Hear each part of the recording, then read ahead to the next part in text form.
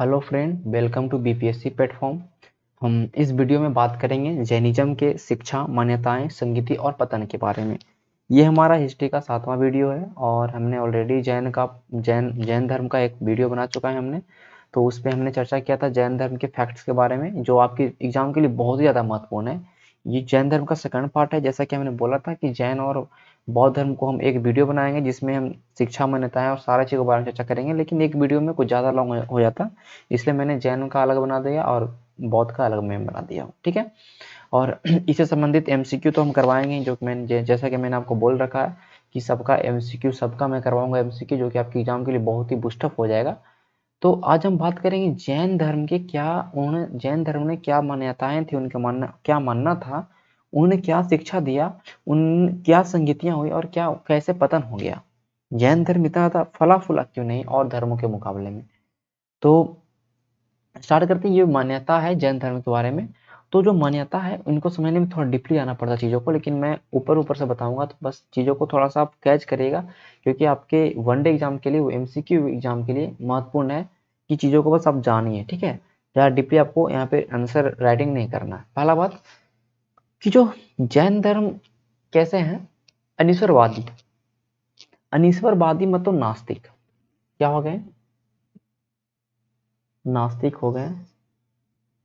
ठीक है। ये भगवान को नहीं मानते हैं, ये भगवान को नहीं मानते हैं, ये नास्तिक है, तो ये अनीश्वरवादी हो गए।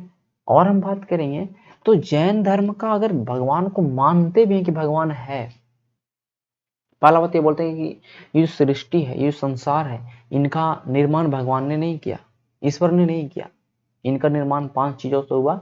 तो वो अलग चीज बताते हैं। ठीक है। तो ये नास्तिक थे, पहला बात, नास्तिक है, इनको मानने वाले नास्तिक हो गए।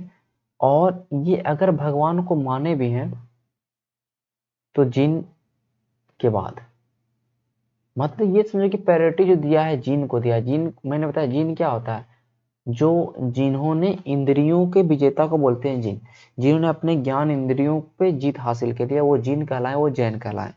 तो इन्होंने जिन के बाद वैल्यू दिया है भगवान को, तो ये नास्तिक और अनीश्वरवादी। सेकंड है कर्मवाद और पुनर्जन्म पर इन्होंने बल दिया है। तो ये कर्मवाद और पुनर्जन्म, ये दोनों चीज हमको बौद्ध धर्म में देखने को मिलता है। हालांकि कर्मवाद में ये बोला कि जो जो भी कर्म है, जो आप कर रहे हैं उसके अकॉर्डिंग आपका पुनर्जन्म होगा। ये बोला जो आप काम कर रहे हैं इसके अकॉर्डिंग आपका पुनर्जन्म होगा। जैसा कर्म करिएगा, जैसा कर्म का फल होगा, उसके अकॉर्डिंग आपका फिर से लाइफ का पुनर्जन्म होगा। ठीक है। तो ये कर्मवाद और पुनर्जन्म की अवधारणा देखने को मिलती है हमें जैन धर्म के अंदर, और यही सेम अवधारणा हमें मिलता है देखने को कहाँ, बौद्ध धर्म के अंदर। ठीक है। चीजों को समझिएगा क्लियर। वैदिक कर्म कांड हुआ, यज्ञ हो गया, हवन हो गया, इन चीजों को क्या विरोध हुआ, मैंने इसलिए यहाँ पे क्रॉस कर निकाला गया।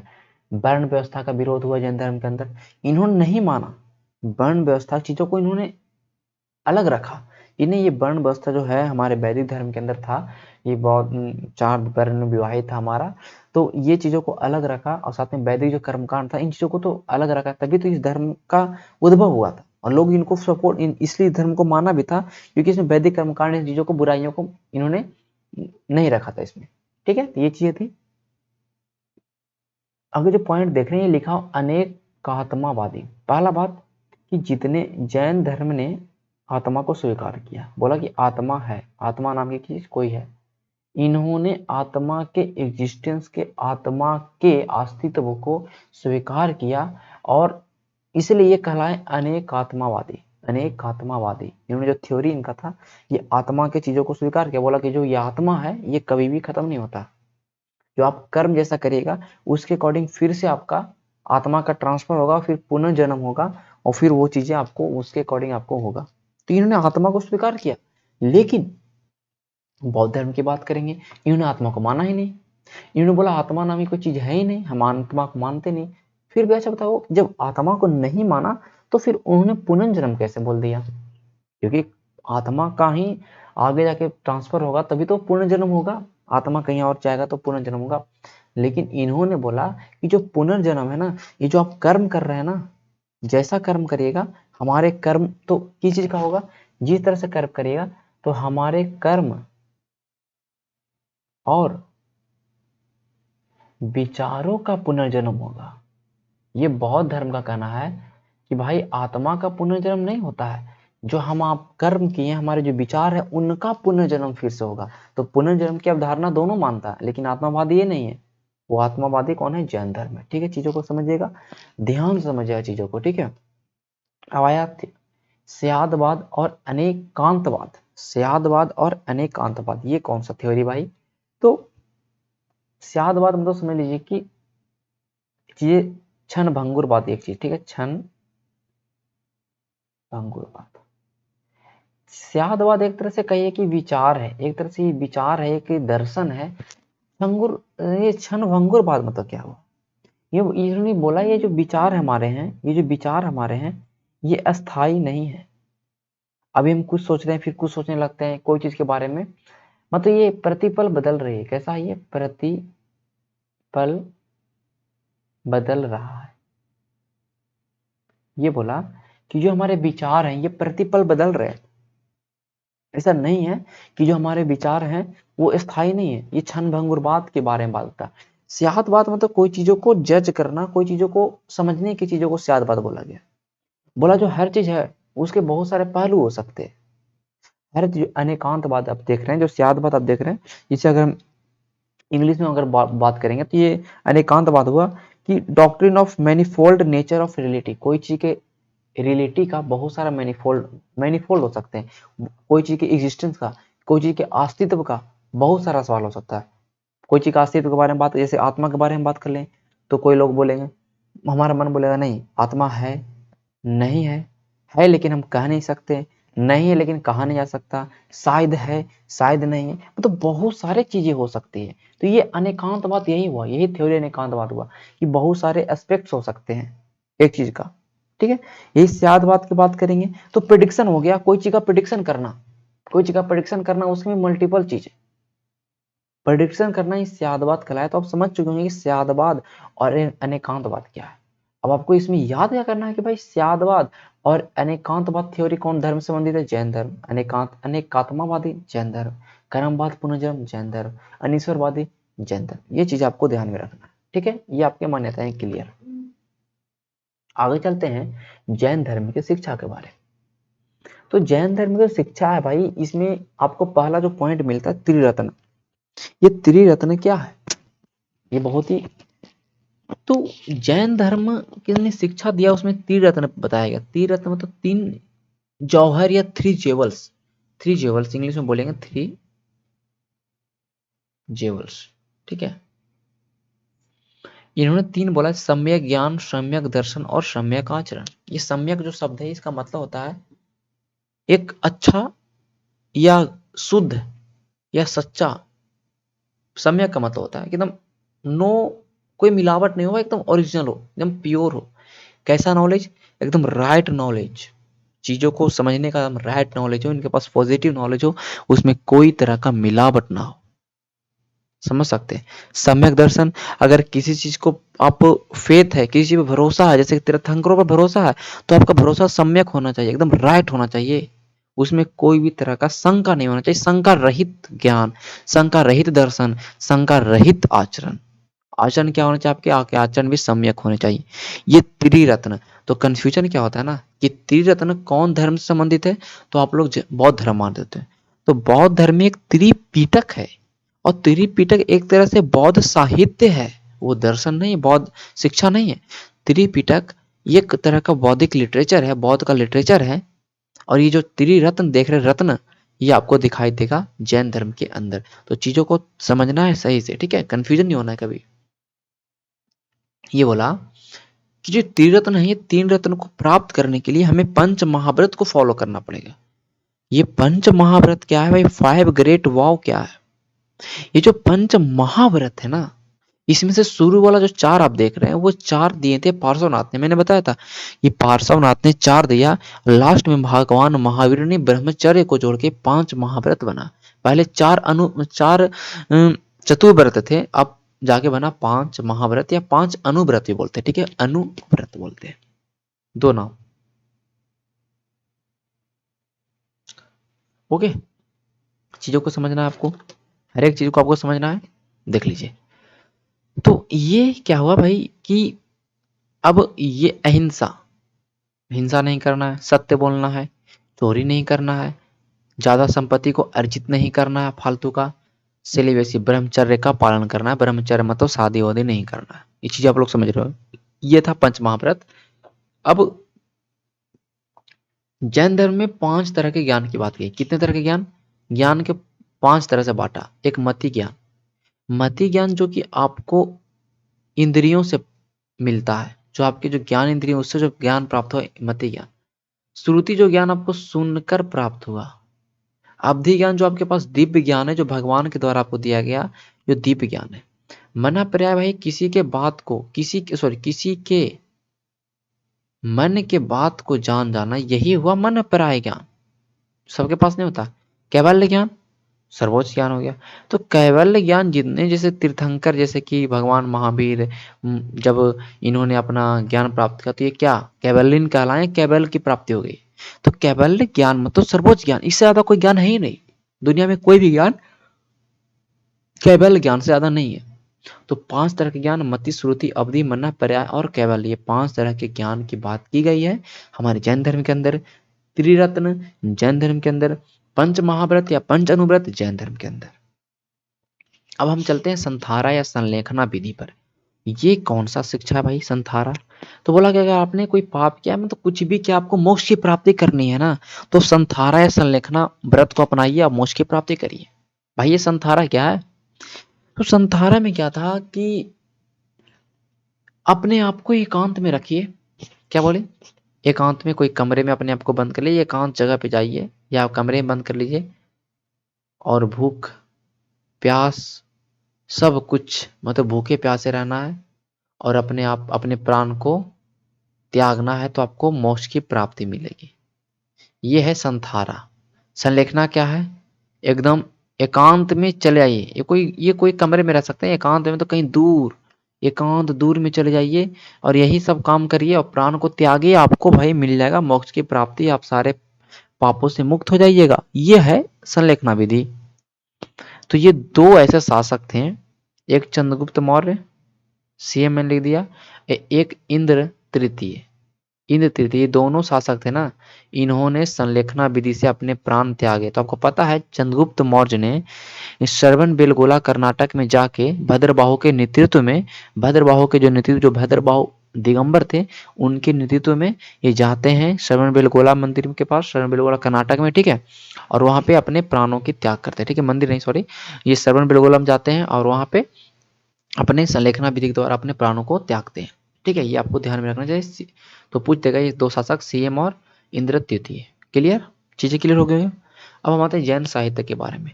तो ये जैन साहित्य आपके लिए महत्वपूर्ण है, क्योंकि देखो ये सवाल पूछता है कि ये जो साहित्य है कौन से धर्म से संबंधित है। तो ये जैन साहित्य को एक नाम बोला था, कौन सा नाम? आगम। कौन नाम बोला था भैया? आगम। पूछता है कि जैन साहित्य को कौन सा नाम? आगम। आगम किससे संबंधित है? जैन से। आगम किससे संबंधित है? जैन से। जब शुरुआत में इन्होंने जैन धर्म ने जो भाषा का इस्तेमाल किया, वो था प्राकृत भाषा, जो कि उन लोग बहुत सारे आम लोगों का बोलचाल का भाषा था। तो आम लोगों का जब बोलचाल का भाषा था प्राकृत भाषा, तो जैन धर्म बहुत ज्यादा फैला। जैन धर्म को सब लोग सपोर्ट किए, क्योंकि क्योंकि उसमें वैदिक जो धर्म था ना, वो संस्कृत भाषा का इस्तेमाल करते थे, और संस्कृत भाषा सबके पल्ले नहीं पड़ता था। तो जब प्राकृत भाषा में लोगों को समझाना स्टार्ट हुआ और दमगधी भाषा में लोगों को समझाना स्टार्ट हुआ, तो इन धर्म का बहुत ज्यादा, जैसे बौद्ध धर्म और जैन धर्म का बहुत ज्यादा फैलाव हुआ। लेकिन बाद में संस्कृत भाषा का इस्तेमाल करने लगते हैं जैन धर्म, इसलिए देखते हैं जैन धर्म का जो प्रसार होता है वो रुकता है। आगे हम बताएंगे ये जो पतन का कारण ही बन जाता है संस्कृत भाषा, ठीक है। कुछ जैसे कि कल, जैसे कि बात करें भगवती सूत्र संस्कृत में लिखा गया है, ओके। तो ये जो आगम था इसमें 12 उपांग थे, सॉरी 12 अंग थे, 12 उपांग थे, 10 प्रकीर्णन और 6 छेद सूत्र थे, ठीक है। कोई दिक्कत नहीं होना चाहिए, आपको सब चीजें क्लियर हो जाएगा, कोई बड़ा चीज नहीं है, ठीक है। तो ये आगम, आपको बस नाम याद रखना चीजों को, आपको सारा चीज क्लियर होगा, ठीक है। अब हम बात करेंगे कि जो ये आचरण सूत्र है, आचरण सूत्र में जो जो भी जैन जैन भिक्षु हैं, जैन भिक्षु हैं, उनको क्या आचरण, क्या नियम फॉलो करना, वो सब आचरण सूत्र के अंदर मिलता है। आचरण सूत्र के अंदर मिलता है। ये जो कल्पसूत्र है, ये कल्पसूत्र की अगर बात करेंगे तो ये संस्कृत में लिखा हुआ, सॉरी संस्कृत में लिखा हुआ, मैंने भगवती सूत्र के बारे में बता दिया, ये संस्कृत में लिखा था और ये लिखा गया है हमारा भद्रबाहु के द्वारा। भद्रबाहु जिन्होंने दिगंबर, जिनके नेतृत्व में दिगंबर संप्रदाय की स्थापना हुई, तो भद्रबाहु ने लिखा कल्पसूत्र संस्कृत में। देखिए संस्कृत भाषा का इस्तेमाल कर रहे हैं, लोगों को पसंद नहीं था, उस समय के लोगों को समझ में आता नहीं था, तो कहीं ना कहीं लोग सपोर्ट करना कम करेंगे ना कुछ लोग। भगवती सूत्र क्या हुआ, भगवती सूत्र जो है, भगवती सूत्र जो है ये कुल मिला के इसमें पूरा भगवान महावीर के जीवन के बारे में है। वो देखा भगवान महावीर से कौन सा ग्रंथ संबंधित है, तो भगवती सूत्र, ये ध्यान रखिए भगवती सूत्र महावीर के जीवन, महावीर के जीवन से संबंधित है। ठीक है, चीजों को आप लोग बस ध्यान में रखना है, सारी चीज कंप्लीट हो जाए, कोई दिक्कत आपको नहीं होने वाला। ठीक है, अब देखिए एक दो और है, एक है, सॉरी मैं लिखता हूँ, पूरा लिखता हूँ, कमल मार्तंड। कमल मार्तंड, ये कमल मार्तंड भी जैन साहित्य है और इसकी रचना की है प्रभा चंद्र ने। तो कभी पूछ सकता है कमल मार्तंड कौन धर्म से संबंधित, तो ध्यान रहे कमल मार्तंड। ओके, एक और है परिशिष्ट पर्व, परिशिष्ट पर्व, इसकी रचना किन्होंने किया, इनकी रचना किया भाई हेमचंद्र सूरी ने, हेमचंद्र सूरी ने।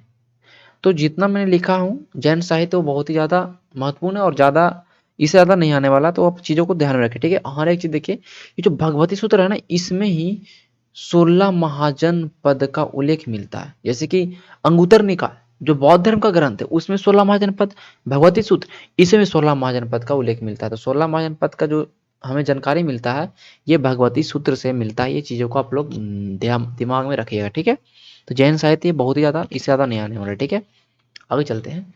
जैन संगीति, जैन संगीति जो जैन सभाएं हैं या जैन संगीति हुआ, ये दो हुए, पहला पाटलिपुत्र दूसरा गुजरात में, पहला पटना में दूसरा गुजरात में। क्लियर करिए। ठीक है, पहला पाटलिपुत्र में 300 बीसी में या 298 बीसी में, जब चंद्रगुप्त मौर्य थे। ठीक है, चंद्रगुप्त मौर्य थे। ठीक है, अस्तुलभद्र, पहला अस्तुलभद्र के नेतृत्व में, वही अस्तुलभद्र जो श्वेतांबर संप्रदाय की स्थापना किया। ठीक है, देखिए पहला जो बौद्ध संगीत है उसमें 12 अंगों की रचना हुई, 12 अंगों की रचना या बोल सकते हैं संकलन हुआ, क्योंकि जो जितने भी जैन साहित्य हैं ये बाद में संकलित किए गए हैं, क्योंकि शुरू में कहीं ना कहीं कुछ राइट डाउन नहीं हुआ था, जो भी तीर्थंकर थे उनके बातों को राइट डाउन नहीं किया गया था, बाद में चीजों को संकलन हुआ। ठीक है, तो बहुत सारे सब ग्रंथ सब लुप्त थे भी। ठीक है, तो सारा को संकलन किया गया, सारे अंकों का प्रणयन किया गया। ये पहले बौद्ध संगीति में यही काम हुआ, 12 अंगों की रचना हुई और जैन धर्म दो भाग में बट गया, श्वेतांबर और दिगंबर। क्यों? क्योंकि चंद्रगुप्त मौर्य के शासन काल में मगध में बहुत ही ज्यादा भीषण अकाल पड़ा, और भीषण अकाल पड़ा तो कुछ लोग जैसे अस्तुलभद्र के नेतृत्व में लोग वहीं रह गए, जो भी लोग थे मगध में रह गए अस्तुलभद्र के नेतृत्व में, वो श्वेतांबर कहलाए और उन्होंने श्वेत वस्त्र को धारण किया। देखिए अस्तुल भद्र के नेतृत्व में श्वेत वस्त्र, श्वेतांबर, ये ध्यान रखिए, श्वेत वस्त्र आशा से श्वेत और से अस्तुलभद्र, और ये कहलाए श्वेतांबर। और जो लोग चले गए भैया दक्षिण की ओर, साउथ में चल गए भद्र बाहु के नेतृत्व में, और इन्होंने दिक मतलब आकाश, आकाश को ही माना कपड़ा, आकाश को ही माना कपड़ा, ये कहला गए दिगंबर, ये कहला गए दिगंबर। और ये रहने लगे नग्न अवस्था में, क्योंकि आकाश को इन्होंने कपड़ा मान लिया। तो जो नग्न अवस्था में रहते हैं वो दिगंबर कहलाते हैं, और जो श्वेत वस्त्र पहनते हैं वो श्वेतांबर कहलाते हैं। श्वेतांबर के नेतृत्व करता हो गए शत्रुभद्र, और दिगंबर के हो गए कौन? भद्र बाहु। क्लियर चीजें हो गई। सेकंड गुजरात में हुआ 512 बीसी में हुआ, इसके अध्यक्ष हो गए देवाद्रीश क्षमाश्रवण। इसमें 12 अंग और 12 उपांग, मतलब कहने का टोटल रूप से आगम की रचना हो गई थी सेकंड में। ठीक है, शुरू में 12 अंग मिला, बाद में 12 अंग 12 उपांग मिला, और कुल मिला के क्रम अनुसार सारा आगम का जो जैन साहित्य का जो आगम है उसकी रचना हो गई। तो बस अध्यक्ष याद रखिए और डेट याद रखिए, सॉरी डेट बहुत ज्यादा महत्वपूर्ण नहीं है, स्थान याद रखिए और जो कार्य है वो याद रखिए। ठीक है, क्लियर। जैन संगीति। अब जैन धर्म का पतन क्यों हुआ? जैन धर्म का पतन का कारण बहुत कुछ है। पहला, अहिंसा पर इतना ज्यादा जोर दिया, अहिंसा को इतना ज़्यादा फॉलो कर लिया ना कि लोग को भाई उतना हो ही नहीं पाएगा। क्या बोला? बोला भैया बोला भैया कि इतना ऐसे चलो भी ना तो देखो कि कहीं कोई जीव ना दब जाए, इतना ज़्यादा ज़ोर। खेती ना करो, खेती करते हैं तो केचुआ-वेचुआ सब मर जाता है, तो उसमें भी कहीं न कहीं हिंसा हो रहा। इतना ज़्यादा किसी के बारे में सोच भी लो तो अगर गलत गलत काम किसी को मारना है, तो वो भी हिंसा के कैटेगरी में आता है। तो अहिंसा पे इतना ज़ोर दिया गया कि लोगों को लगा कि अरे यार! ये धर्म को मानेंगे इतना ज़्यादा हम कैसे हो ही नहीं पाएगा। बोला साँस भी लो तो देखो कोई जीव आपके पेट में ना मतलब साँस के द्वारा नहीं चला है। तो बहुत सारी चीज़ों को ध्यान दिया गया। तो आपको पता है जो इतना ज़्यादा अहिंसा पे जोर दिया गया तो लोगों के बीच में बहुत ज़्यादा ही कम फेमस हुआ। अब देख रहे हैं जैन धर्म बहुत कम लोग मानने वाले होते हैं। कुछ-कुछ स्थान में बहुत कम लोग मानने वाले होते हैं। संथारा संलेखना प्रथा देख रहे थे आप कैसा था कि प्राण मोक्ष को त्याग दो भाई एकदम खाना-पीना छोड़ दो, ये भी अलग चीज़। संस्कृत का उपयोग करने लगा। अब जो अशोक उस समय के जो पावरफुल सम्राट थे अशोक, कनिष्क वो सब भी लोग नहीं माने इन धर्म को। आप देख सकते हो कि अशोक ने बौद्ध धर्म को माना। तो अभाव में लिखा मतलब कहने कहीं इन इन अशोक और कनिष्क जैसे शासकों का इस धर्म का के प्रति रुचि नहीं था। क्योंकि इसमें इतना ज़्यादा फिलॉसफी इसके नहीं समझ में आया। इनके डॉक्ट्रिन समझ में नहीं आया लोगों को। इतना ज़्यादा चीज़ें थी। ठीक है? ये समझ सकते हैं। जैसे कि और इन्होंने बाद में देखते हैं कि बाद में मूर्ति पूजा करने लगते हैं।